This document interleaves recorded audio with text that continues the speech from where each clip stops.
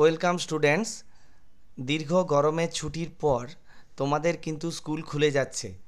আজ 27/5/2024 তারিখে West Bengal board of secondary এডুকেশনের তরফ থেকে একটি নোটিফিকেশান জারি করা হয়েছে। এই নোটিফিকেশান অনুযায়ী দুটো তারিখের কথা বলা হয়েছে। প্রথমে দেখো দেওয়া আছে 3 জুন থেকে সমস্ত টিচিং এবং নন টিচিং স্টাফেরা তারা বিদ্যালয়ে উপস্থিত থাকবেন এবং 10 জুন থেকে তোমাদের অ্যাকচুয়াল ক্লাস শুরু হবে। The state aided sponsored government schools may be open for student from 10/6/2024।